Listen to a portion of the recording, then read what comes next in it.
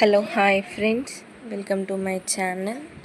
ఈరోజు మేము కాళేశ్వరం యాత్రకి వెళ్ళామండి.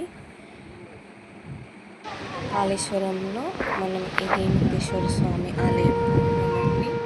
ఇక్కడ మనకు కనిపించే శివలింగం ఇది అన్ని దగ్గర ఉండదండి. ఇది ఒక ప్రత్యేక శివలింగం.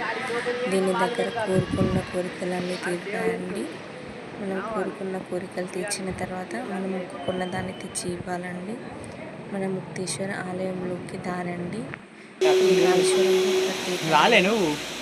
చూడండి, నామాలు ఎలా ఉన్నాయో. ఈ లింగం ఆకారం మరియు నామాలు చూడండి. పుష్కరాల టైంలో భక్తులందరూ ఎక్కడ పడితే అక్కడ కొబ్బరికాయ కొట్టి ఆ లింగం ఒక కింద తీసేశారండి. ఇది మనం సరస్వతి ముక్తేశ్వర ఆలయంలో ఎంట్రెన్స్ అయిన తర్వాత మళ్ళీ మనకి బయటికి వచ్చిన తర్వాత మనం ఈ శివుని దర్శించుకోవాలండి. చూడడానికి ఎంతో సుందరకరంగా ఉంటాడండి.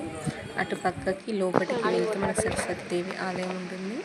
మనం ఇక్కడ మా అత్తగారి అస్థికలు కలపడానికి వచ్చామండి. మా పెద్ద అత్తగారి అక్కడే మనం ఒక గొర్రెని కోసాం. అలాగే వంటలు వండుకున్నామండి చెట్ల కింద.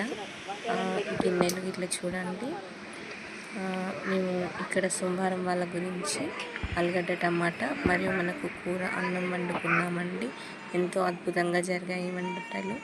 మనం మళ్ళీ తిరిగి వస్తుంటే మనకు మధ్య ఊరిలో ఎల్లమ్మ తల్లి బోనాలు అనేటివి జరిగాయండి.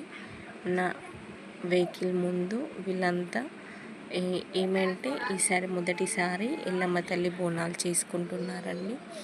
అందువలన 3 రోజుల పండుగ అనేది ఉంటుందండి. వీళ్ళు ఫస్ట్ రోజు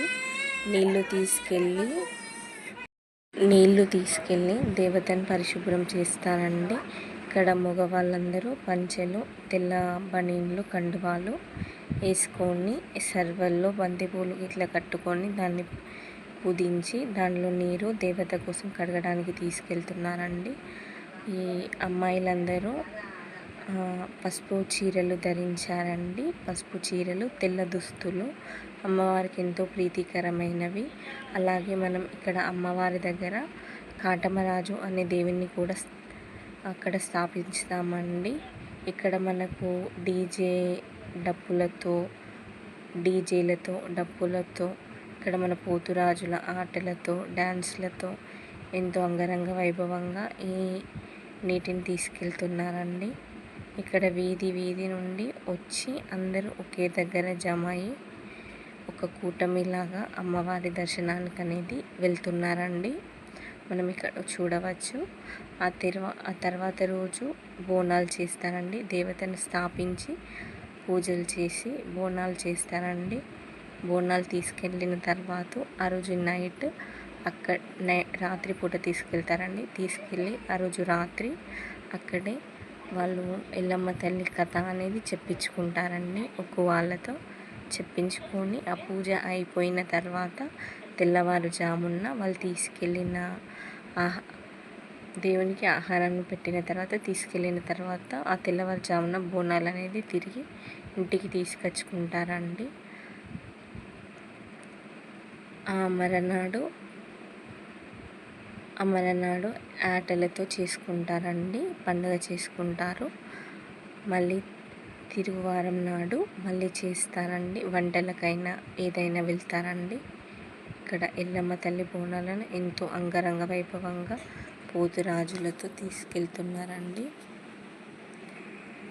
ఇది ప్రతి సంవత్సరం మనం ఎండాకాలంలో చేసుకుంటారండి. కొత్తగా చేసుకునే వాళ్ళకి ఇదంతా ఉంటుందండి. ఇప్పుడు ఇది సంవత్సరం అయిపోయిన తర్వాత ఒక్కరోజు మాత్రమే పండుగ చేసుకుంటారండి. వాయిద్యాలతో బోనాలు చేసుకెళ్ళి అక్కడ దేవుని దగ్గర ఉంచి ఆ రాత్రి కథ చెప్పించుకొని ఆ తెల్లవారుజామున బోనాలను తీసుకొని తిరిగి మరలా ఇంటికి బయలుదేరుతారండి. ఇప్పుడు ఇక్కడ కొత్తగా ఆలయాన్ని నిర్మించుకొని దేవతను ప్రతిష్ఠించుతున్నారు కాబట్టి ఇవన్నీ పూజలు చేస్తున్నారండి. ఈ మగవారు సర్వలలో నీళ్లు తీసుకెళ్తున్నారు, ఆడవారు పూజ సామాగ్రి అంతా తీసుకొని వెళ్తున్నారండి.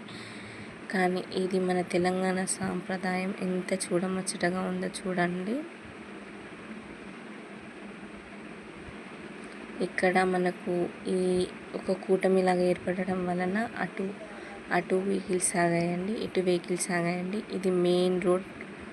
ఎట్లా అంటే 3 బజార్లు అంటారు కదండి, ఇది హైవే టైప్. మనం ఎక్కడి నుంచి అంటే హనంకొండ టు పరకాల్ వెళ్ళే హైవే అన్నట్టండి. అందువలన మనకి ఇక్కడ డిషామ్లు, లారీలు అన్ని వెహికల్స్ ఆగాయండి. ఇక్కడ మనం చూసుకోవచ్చు, ఇక్కడ మనం వీధి నుండి డప్పు వాయిద్యాలతో వారు సర్వలను ఎత్తుకున్న ఆ మగవారిని తీసుకొస్తున్నారండి. దేవుని ఇప్పుడు వీళ్ళందరినీ తీసుకెళ్ళి ఆ ఉన్న దానిలో కల్పిస్తారండి, ఉన్న జనంలో కలుపుతారు. ఇలా సందుకు వెళ్ళి వారందరినీ తీసుకొస్తూ ఒక దగ్గర జమ అయిన తర్వాత అందరూ కలిసి ఒక కూటమిలాగా దేవాలయానికి వెళ్తారండి. ఈ తెలంగాణ సాంప్రదాయాలు, సంస్కృతులు చూడడానికి ఎంతో చూడముచ్చటగా ఉంటాయండి. ఇక్కడ మనం ఈ బోనాలు జరిగినప్పుడు మన చుట్టాలను, ఫ్రెండ్స్ని ప్రతి ఒక్కరిని పిలుచుకుంటారండి. ఖర్చుకు వెనుకాడరండి. వాళ్ళు పేదవాళ్ళే కానీ ఎట్లాంటి వారైనా ఆ ఖర్చు అనేదానికి వెనుకాడరు. ఇక్కడ చూడండి సర్వలో నీళ్ళని ఎంత బాగా తీసుకొస్తున్నారు. ఇప్పుడు వీళ్ళని ఇందులో కలిపేశారు. అలాగే ఇంకో సందు నుంచి తీసుకొచ్చి వాళ్ళని, అలాగే ఇంకో సందు నుంచి తీసుకొచ్చి వాళ్ళని, అక్కడక్కడ ఉన్న వారందరినీ ఒక జమ చేసేసి వాళ్ళందరినీ ఒకేసారి దేవత దగ్గరికి తీసుకెళ్తారు. ఇక్కడ వీళ్ళంతా నృత్యాలతో, ఆటపాటలతో ఎంతో అంగరంగ వైభవంగా మన తల్లిని శుభ్రం చేయడానికి నీరుని తీసుకెళ్తున్నారు, జలాన్ని తీసుకెళ్తున్నారు. మనకు అటు ఆపోజిట్ కనబడుతున్న డిషాంలో మన ఛత్రపతి శివాజీ మహారాజ్ గారి ఒక విగ్రహం ఉందండి. ఎంతో చాలా చాలా చాలా అద్భుతంగా ఉంది. ఆ విగ్రహాన్ని చూడడంతో మనకు ఇక మాటలు రావండి, అంత బాగుంది. జై బోలో ఛత్రపతి శివరాజ్ మహారాజ్కి జై. ఇక్కడ చూడండి, మనం ఈ అందరి కూటమి కలిసి వెళ్తారండి. ఇంతటితో మన కాళేశ్వరం యాత్ర ముగిసిందండి.